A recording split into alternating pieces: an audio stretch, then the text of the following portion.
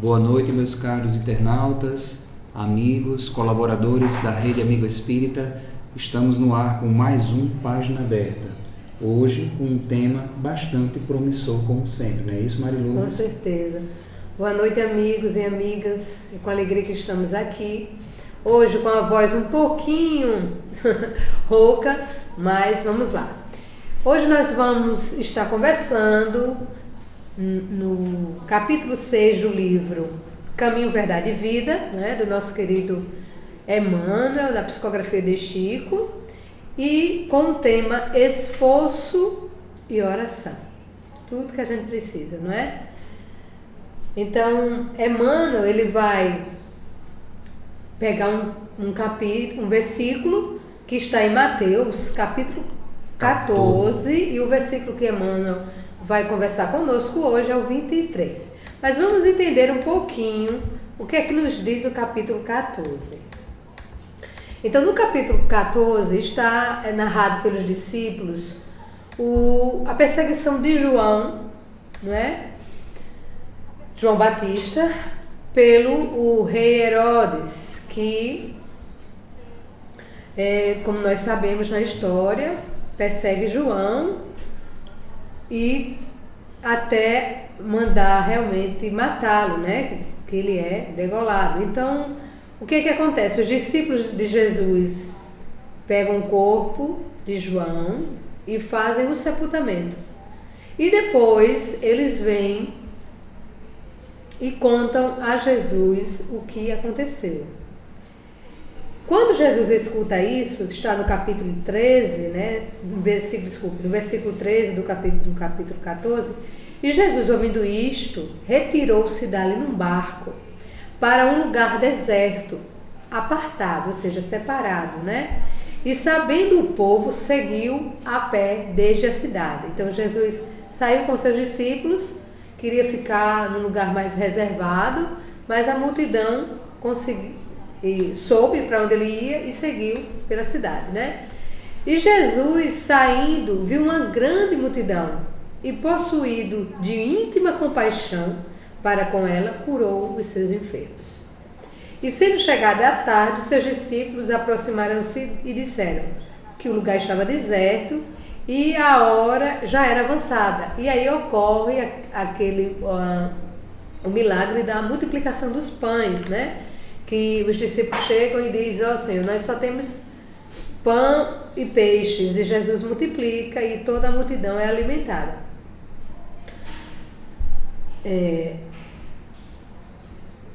E seguindo, né, então Jesus diz: não temos aqui senão 5 pães e 2 peixes. E ele diz: traz aqui. Tendo mandado que a multidão se sentasse sobre a erva, tomou os 5 pães e os 2 peixes e ergueu-os, olhando aos céus, e os abençoou. Comeram todos e saciaram-se, levantaram dos pedaços e ainda se encheu, né, vários outros cestos, 12 cestos, com o que sobrou. Logo depois disso, Jesus ordena aos discípulos que entrassem no barco e fosse ainda para o outro lado, enquanto se despedia da multidão. E quando isso ocorreu, ele subiu ao monte para orar à parte. E chegada já à tarde, estava ali só. E é justamente sobre esse versículo que Jesus, que no caso Emmanuel, vai nos falar. Então, depois de todo esse processo, Jesus sabe da morte de João Batista, né? Nesse momento quer se recolher, mas a multidão que o cerca, naquele momento não o deixou, e ele mexido de íntima compaixão, vai, cura aqueles necessitados, ainda os alimentam. Depois disso, aí sim, sentindo que sua tarefa estava feita, Jesus vai mais adiante, para o outro lado da margem, se recolhe em oração e ali estava só. Então vamos ver, né, Queiroz, o que é que Emmanuel começa a nos descortinar sobre esse versículo. O nobre mentor, ele começa, né, na sua dissertação a respeito desse capítulo e versículo, dizer o seguinte, falar daquelas religiões, né, daquelas ideias que de vez em quando surgem preconizando o absoluto retiro das lutas humanas para os serviços da oração. Será que essa reclusão, por si só, será que esse isolamento, ele preconizaria a questão da elevação espiritual? Porque se a gente raciocina direitinho, e a doutrina espírita ela sempre tem esse pressuposto de nos fazer descortinar, de nos fazer buscar entender a questão da verdade, a gente lança uma simples pergunta para esse fato: por que então eu reencarno num mundo habitado por bilhões de seres? Porque se o propósito existencial fosse o isolamento para o crescimento, será que a misericórdia e a justiça divina elas não agiriam nesse sentido se isso fosse o pressuposto adequado? Não é isso, Mary? Uhum. Como é que fica? Então, Emmanuel nos lembra, como ele diz no parágrafo seguinte, que neste particular, entretanto, o Mestre Jesus é sempre a fonte dos ensinamentos vivos.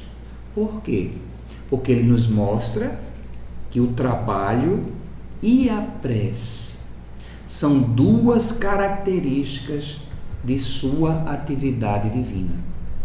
E se é uma característica da atividade divina do Cristo, se nós vamos nos seguir Ele como modelo, Ele como guia, é obviamente que a gente deveria buscar um entendimento nesse mesmo afinco, nesse mesmo arcabouço, né? É como o Cássio nos diz aqui, que a gente de fato, não é isso, Cássio? Reencarna para aprender e evoluir. E nesse aprendizado existe a questão prática. Em nenhuma atividade curricular se prescinde da prática. Um médico, para ser um bom médico, ele estuda a teoria, mas chega um momento que ele tem que se lançar à prática. Sim. Não é? Um contabilista, um economiário, qualquer profissão, um enfermeiro, um psicólogo, ele tem que fazer um estágio. Ele tem que exercitar o que ele vai aprendendo de forma teórica para justamente lançar-se às vias da sua realização profissional. E como seria, de fato, as vias da realização da realização evolutiva do indivíduo, se esse pressuposto, se essa verdade não fosse uma constante, uma necessidade até. É verdade. Não é? É interessante porque muitas vezes as pessoas interpretam ou não compreendem de fato o sentido do que é a oração. Se a gente for ver, Queiroz, até a própria denominação, né, do nome oração, né, tem o seu próprio nome, a sua própria oração, estrutura, né? A palavra oração, bem interessante isso. Exatamente. Então então vem nos alertar, né, que precisamos estar em ação, que a oração é um movimento, né? A oração, se ficarmos só numa contemplação, não vamos compreender de fato o que é oração. E aí a gente fica perguntando, será que todo mundo entende, compreende o que significa orar? O que acontece quando nós oramos? Será que é só contemplar? Exatamente, né? Será que um lavrador, quando está no campo, em pleno exercício da sua atividade, ele não está, de certa forma, exercendo no seu ofício uma determinada oração? Isso. Não é? Será que o médico, usando o seu potencial, a sua inteligência, no serviço da vida, ele também não está buscando orar naquele momento? E como o Evangelho nos mostra, há momentos que nós precisamos ficar só. E Jesus, além de nos mostrar na prática né? Nesse momento, nesse caso que nós lemos, nesse relato que nós lemos do Evangelho, capítulo 14 de Mateus, em outro momento Jesus diz: quando quiseres falar com o Pai, recolhe-te em teu quarto, e não é o quarto paredes, mas o quarto íntimo, teu coração, e aí nos ensinou a orar: Pai nosso que estás no céu, não é? E Queiroz, eu encontrei aqui, eu achei uma coisa muito interessante, a riqueza que o livro André Luiz traz, nos mostrando a realidade do mundo espiritual, não é? Na verdade, André Luiz é a universidade para nos levar a compreender como é o mundo espiritual. Então, em Missionário da Luz, André Luiz nos diz o seguinte: a prece não é movimento mecânico de lábios, nem disco de fácil repetição no aparelho da mente. É vibração, energia, poder. Fantástico. A criatura que ora, mobilizando as próprias forças, realiza trabalhos de inexprimível significação. Semelhante estado psíquico, descortina as forças ignoradas, revela nossa origem divina e coloca-nos em contato com as fontes superiores. Dentro dessa realização, o espírito, em qualquer forma, pode emitir raios de espantoso poder. Então, imagine você acionar tudo isso e nada agir, e nada fazer, e nada construir, não é? Então, como orar, ação, é você entrar em contato com toda essa atmosfera energética em si e no que você pode acionar no contato com a espiritualidade para que você pratique nas suas ações, né?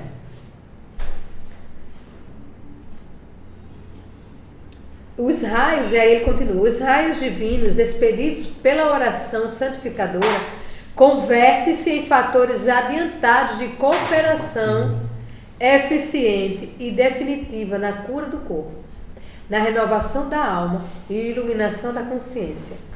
Toda prece elevada é manicial. Tivemos um pequeno probleminha técnico, estamos consertando. Toda prece elevada é manancial de magnetismo criador e vivificante em toda criatura que cultiva a oração com o devido equilíbrio do sentimento, transformando-se em gradativamente foco radiante de energias da divindade. Que explicação bela, não é, Queiroz? Não, você vê, né, como o nosso entendimento ele pode se ampliar. Jamais a gente pode ser aquele interlocutor ou aquele entendedor que diz que sabe, que diz que entende. Sempre devemos estar abertos a um pouquinho a mais, né? A gente até vê relatos da própria espiritualidade dizendo que esse mesmo evangelho que a gente estuda aqui nessa dimensão, nesse entendimento, ele é estudado da mesma forma, só que em regiões muito mais elevadas, muito mais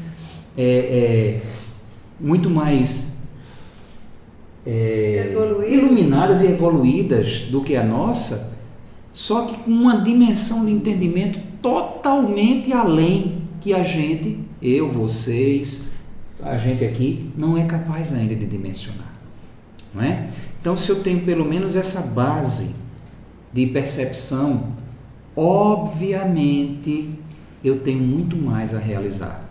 E Emmanuel prossegue na sua leitura, enriquecendo a nossa reflexão, dizendo o seguinte, lembrando inclusive, Jesus nunca se encerrou, ou seja, nunca se fechou, nunca se isolou, nunca se permitiu estar longe das multidões, das criaturas, com o fim de permanecer em contemplação absoluta dos quadros divinos que lhe iluminavam o coração.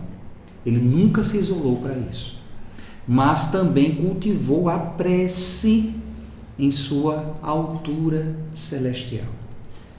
E aí, séculos depois, né, vem esse entendimento que colabora com o que Emmanuel está dizendo aqui, no que André Luiz nos revela nisso que Marilourdes nos falou.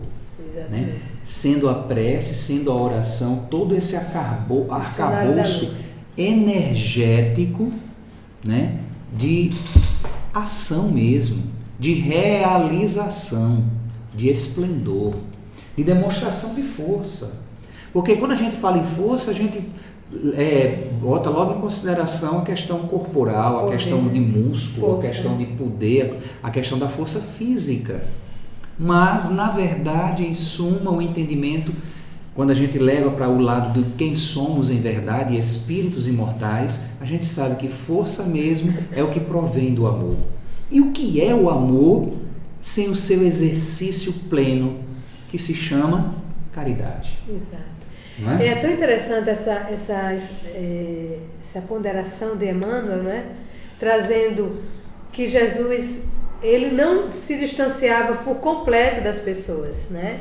Mas havia uma necessidade que ele pudesse se recolher, até como ele diz aqui, mas também cultivou a prece em sua altura celestial.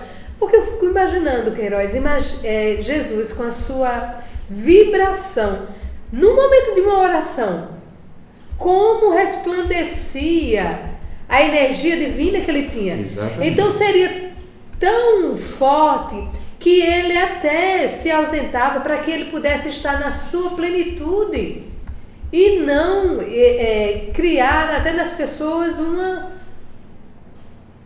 que elas não compreendessem, né? É o exemplo da Monte das Oliveiras, que a energia de Jesus naquele momento, junto de Moisés e Elias, que os discípulos adormeceram, né? Tamanha a energia que estava ali naquele lugar. E entre a terra e o céu, André Luiz continua nos dizendo o seguinte, que colabora muito com esse ponto. A prece, qualquer que ela seja, é a ação provocando a reação que lhe corresponde. Então, na medida que eu estou aberto à oração... Força motriz de vida. Né? Então, a ação que me faz orar provoca uma reação correspondente. Se a gente observar direitinho, a prece, ela bem internalizada mesmo, ela bem direcionada, ela é uma fonte de abertura com um plano espiritual, né? Não, com um plano motriz, com Sim. um plano que nos dá substância para manter o equilíbrio. Sim. Porque o equilíbrio provém do campo perispiritual para o campo material, né? Então esse alimento que a gente recebe do alto, ele se manifesta com muito mais foco, com muito mais intensidade, quando a gente contempla essa força pelas vias da oração à ação. Exatamente. Não é? E aí ele coloca aqui, né? Conforme a sua natureza, paira na região em que foi emitida ou eleva-se mais ou menos, recebendo a resposta imediata ou remota, segundo as finalidades que se destina. Cada prece, portanto, tanto quanto cada emissão de força, se caracteriza por determinado potencial de frequência. E todos estamos cercados por inteligências capazes de sintonizar com o nosso apelo à maneira de estações receptoras. Então, imagine, na hora, e eu estava vendo aí, Cássio falou uma coisa interessante, né? A vibração de Jesus deveria ser de amor profundo, com certeza, Cássio. E é por isso que ele precisaria se recolher, porque com certeza emanava tanto amor, né, naquele momento, que chegava a todos, né? Então, quando nós sintonizamos através da oração, quando estamos com a mente voltadas para um contato com a divindade, nós vamos, olha só, sintonizando com inteligências capazes de sintonizar com o nosso apelo à maneira de estações receptoras. E isso é maravilhoso, porque as mentes que podem nos auxiliar vão receber a nossa mensagem e vão nos ajudar com intuições, com energias de ação, para que a gente possa, primeiro, nos harmonizar para que possamos agir, né? E continuando, queria falar alguma coisa, Queiroz? Pode prosseguir.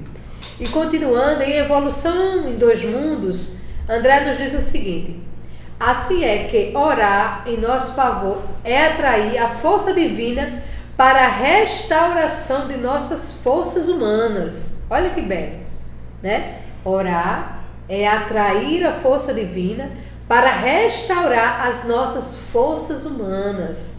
E orar a benefício dos outros ou ajudá-los através da energia magnética à disposição de todos os espíritos que desejam realmente servir, será sempre assegurar-lhes as melhores possibilidades de autoajustamento, compreendendo-se, porém, que o amor consola, instrui, ameniza, levanta, recupera e redime. Todos estamos condicionados à justiça, a que voluntariamente nos rendemos perante a vida eterna. Nossa, coisa linda, gente. Justiça que preceitua conforme os ensinamentos do nosso Senhor Jesus Cristo. Seja dado isso ou aquilo a cada um, segundo as suas próprias obras. Cabendo-nos recordar que as obras felizes ou menos felizes podem ser frutos de nossa orientação todos os dias. E por isso mesmo, todos os dias será possível alterar o rumo do nosso próprio roteiro. Lindo, não é? Fantástico. Nossa! E o prosseguir aqui, né, de Emmanuel, ele nos lembra justamente, né, no parágrafo seguinte da leitura do ponto, que ele diz que despedir da multidão, ou seja, terminado o esforço diário, né, o exercício para que do dia que surge, ele mostra para que veio, o que vai realizar, o que vai fazer. Então, depois desse exercício, ele estabelecia essa pausa, que, como você falou no início, é necessária, né? Muitas vezes para a gente parar, para a gente fazer aquela meditação à parte. Sim.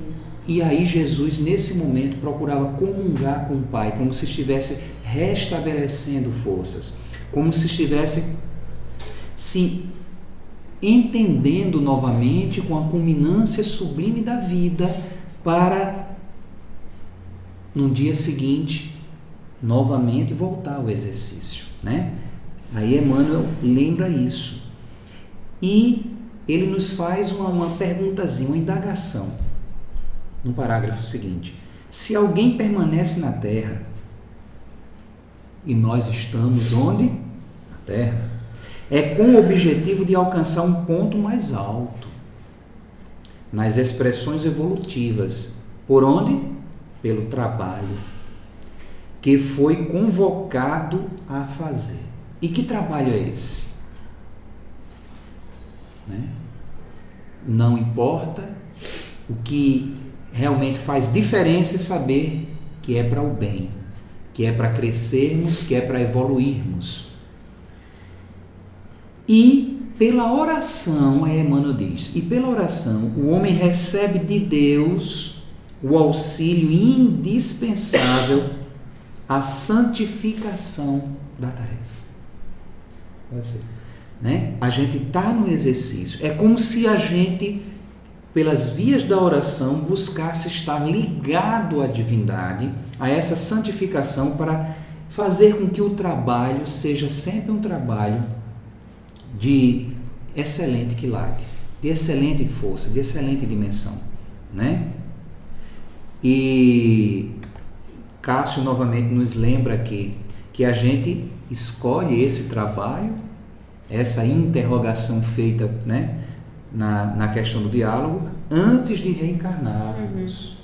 Não é isso? E a gente sabe que o propósito a que nos esforçamos é um propósito necessário para crescermos, para evoluirmos, e que quanto mais a gente prosseguir sintonizado com um plano maior, isso será um facilitador de uma alcunha assim, que a gente não tem dimensão de medir. Que pelas vias da oração a gente se mantém nesse foco, não é? Mas sempre no exercício, sempre na labuta, sempre no contato do dia a dia. Não é isso? Exatamente. E O último ponto aqui da pesquisa, né, sobre o material de André Luiz, está no mecanismo da mediunidade, que justamente tem muito a ver com isso que você leu agora, né, e com o que o Cássio também falou.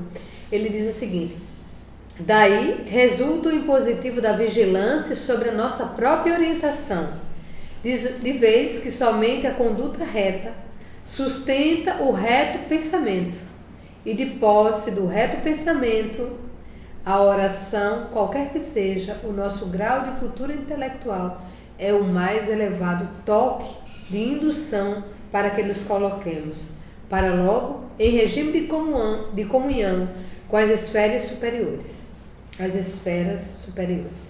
A mente centralizada na oração pode ser comparada a uma flor estrelar, aberta ante o infinito, absorvendo-lhe o orvalho nutriente de vida e luz. Muito, muito importante isso que André Luiz nos traz, né? E eu gostei muito dessa ponderação quando ele diz: somente uma conduta reta sustenta o reto pensamento. Porque se eu não tiver uma conduta, uma ação reta, como é que vai estar a minha construção mental? Como é que vai estar os meus pensamentos? Então, a oração, junto com a nossa conduta, Isso.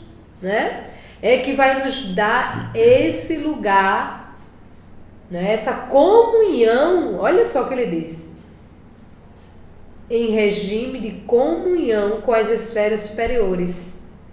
E a nossa mente centralizada nessa busca, nós sabemos que nós temos muitas imperfeições ainda. Ainda estamos equivocados em algumas ações e comportamentos. Ninguém aqui nesse planeta, a não ser os seres que vêm por missão, mas a grande maioria de nós, estamos atrelados ainda a comportamentos que estamos vindo de reencarnações a reencarnações, tentando modificá-los. Mas se já há em nós um ímpeto de estarmos no caminho correto, então essa mensagem de André, junto com o esclarecimento de Emmanuel, né, nos ajuda a entender. Nos esforçarmos numa conduta reta, vai fortalecer os nossos pensamentos retos, e a oração vai nos levar na comunhão com as esferas superiores, e isso, né, é completamente restaurador para que a gente possa ter forças para continuar o nosso dia a dia. E comunga, né, essa retidão aí nos dois sentidos, tanto no pensamento quanto na ação, ele comunga com o que Emmanuel diz aqui, que esforço e prece completam-se no todo da atividade espiritual. Com certeza. Perfeito, né? E ele diz mais, ó: a criatura que apenas trabalhasse sem método e sem descanso acabaria desesperada em horrível secura de coração.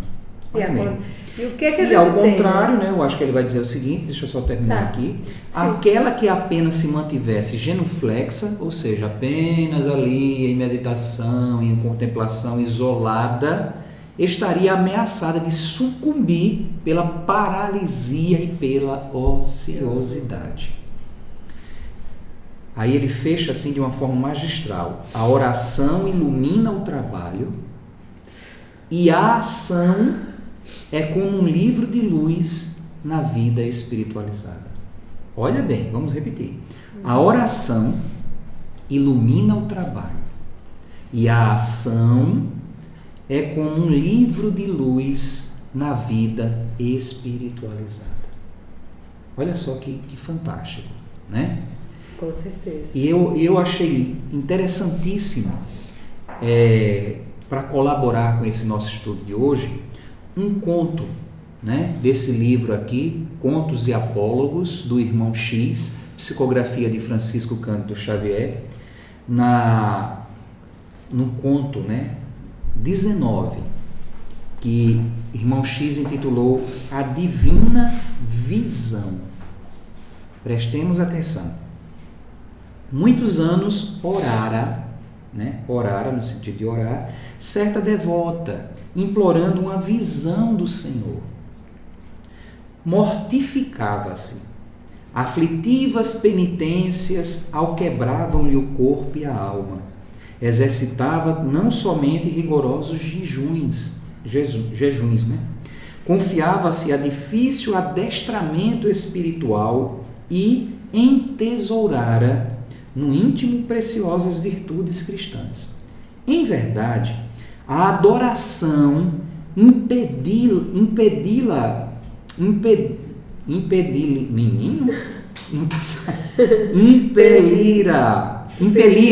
sentido de impelir, né? Fazê-la ir ao afastamento do mundo. A oração, essa contemplação, essa adoração fazia com que ela se afastasse do mundo, porque ela só pensava nisso, só queria agir nisso, esperando essa visão maravilhosa do Cristo. Vivia segregada, quase sozinha, mas a humildade pura lhes constituía cristalina fonte de piedade. A oração convertera-se na vida em luz acesa.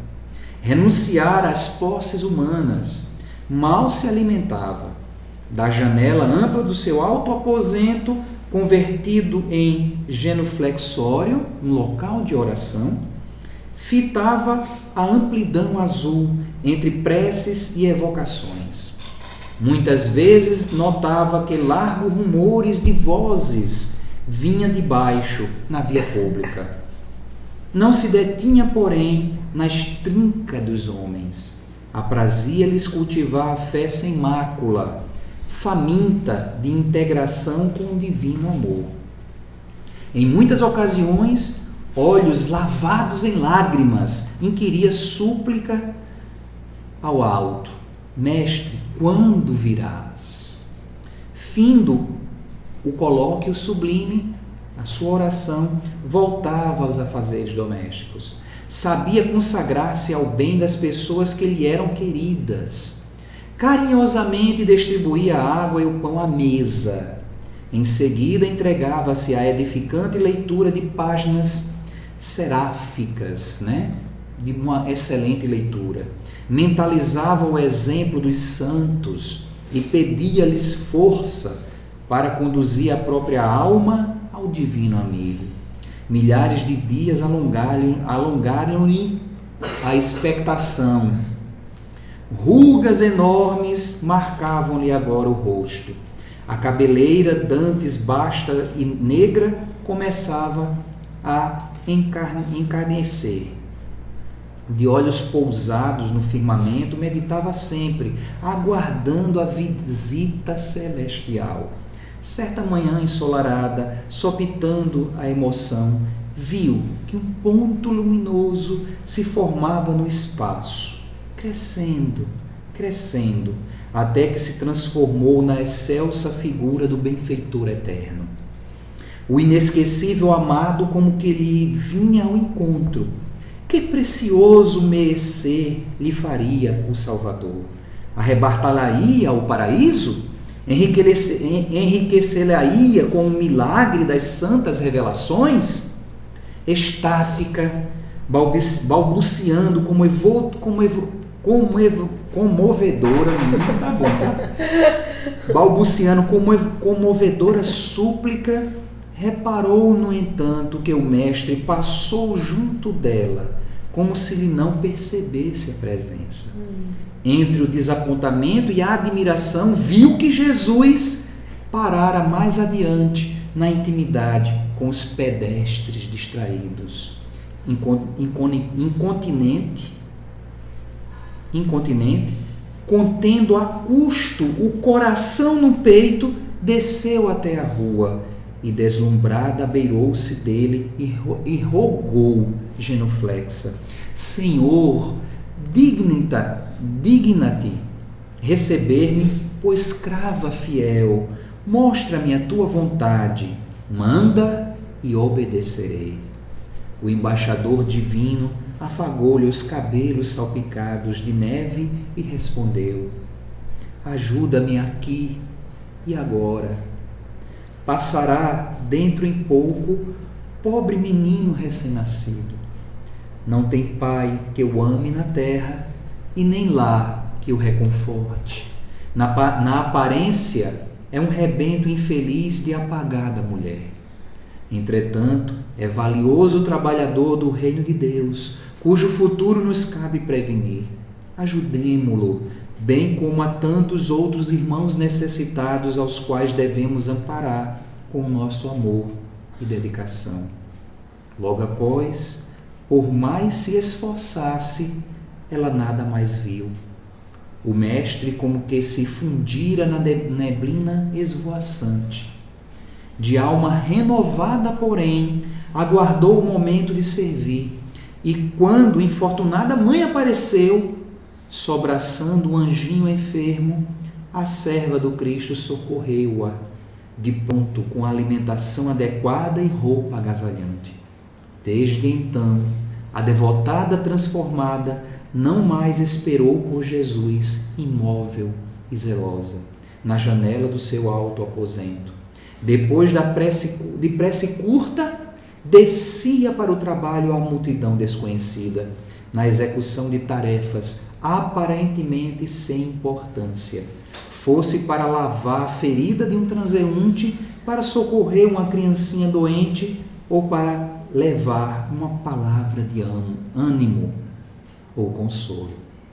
E assim procedendo, radiante, tornou a ver muitas vezes o Senhor, que lhe sorria reconhecidamente. Lindo e emocionante, né? Não só ela está com olhos marejados, mas eu também estou aqui sentindo essa energia que só o amor, que só o exemplo é capaz de nos concitar, não é? Lembrando como Emmanuel diz aqui, a oração ilumina o trabalho e a ação é como um livro de luz na vida espiritualizada. E aí, Marilourdes, o que é que você tem a dizer a respeito disso? Na verdade, né,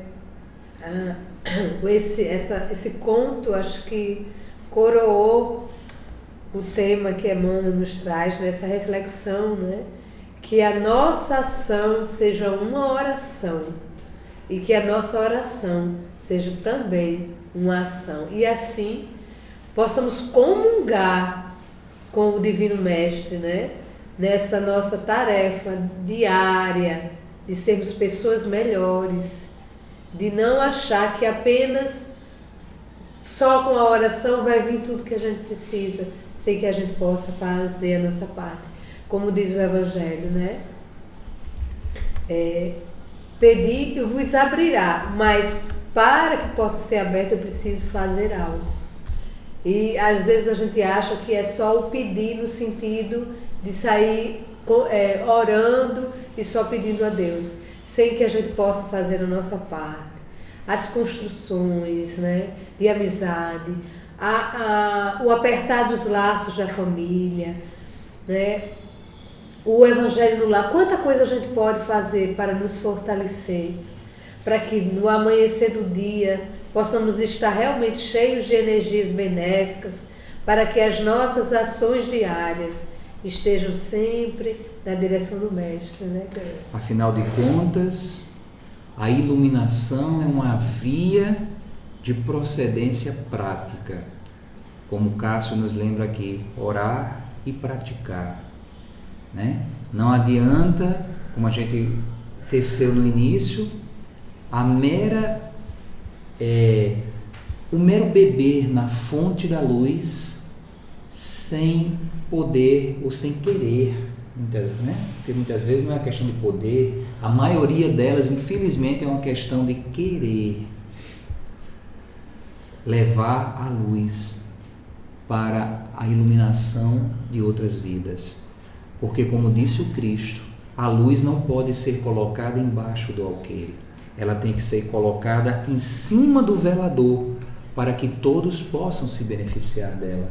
E sem esse exercício sublime, como Emmanuel diz aqui, terminando a sua lição para nós, cuida de teus deveres, porque para isso permaneces no mundo.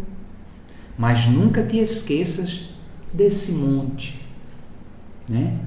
Localizado em teus sentimentos mais nobres, a fim de orares à parte, recordando o Senhor. Não é? Belíssimo. E aí a gente fica, né, que quem não quer a proximidade com Cristo, quem não quer sentir-se olhado por Ele, né, como a mensagem aqui que o irmão X nos passou, a divina visão. O olhar do Cristo, ele é sempre uma constante, mas eu tenho que fazer por onde sintonizar-me com ela, porque ela jamais me deixa ao abandono, ela jamais é tirada de foco da minha pessoa, da sua pessoa, de quem quer que seja, na tutela dele nesse mundo de Deus. Mas a questão da sintonia, para enxergar isso, para sentir isso, é justamente o exercício do dever que nos compete nesse mundo, porque nós não estamos aqui em férias, nós não estamos aqui para meros gozos, nós estamos aqui sempre para um objetivo primordial. E quanto mais a gente chegar próximo dele, mais rapidamente a gente alcançará a questão da plenitude, a questão da paz íntima, né? Da consciência tranquila, com a reta realização. As tribulações vão continuar surgindo, mas o ser que busca esse contato com o divino, no esforço e na oração, ele prossegue, porque ele está se alimentando constantemente. E ele está colocando em prática o fruto que essa alimentação lhe permite, né? Ele bebe o saber, ele ora no agradecimento e ele nutre-se com toda a substância necessária para o exercício e o esforço da sublimação. Então, você tem mais alguma coisa aí pra gente, Maria Lourdes? Não, acho que toda essa... só que ficarmos, né? Eu fiquei só... eu só queria... só um pedacinho, que é uma mensagem, Joana, é grande, não dá, pelo nosso tempo não dá, mas só esse pontinho, acho que porque, Queiroz, a própria mensagem já fechou com chave de ouro aí, o que ele vai...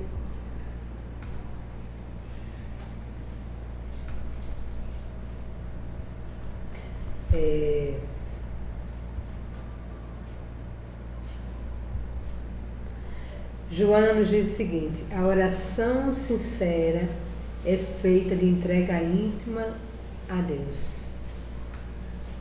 Aqui tem um negocinho que está interrompendo. Então que a gente possa, né, nessa entrega a Deus, compreender que essa entrega é que seja feita em nossas vidas a vontade realmente do Pai. Que sabendo que estamos aqui com um propósito de redenção, de reconstrução, de aprendizado, possamos encerrar o nosso dia com uma oração, em gratidão a Deus por mais uma oportunidade, e acordarmos também em oração para que tenhamos força de executar naquele dia todas as nossas ações com retidão, buscando o melhor pensamento, né?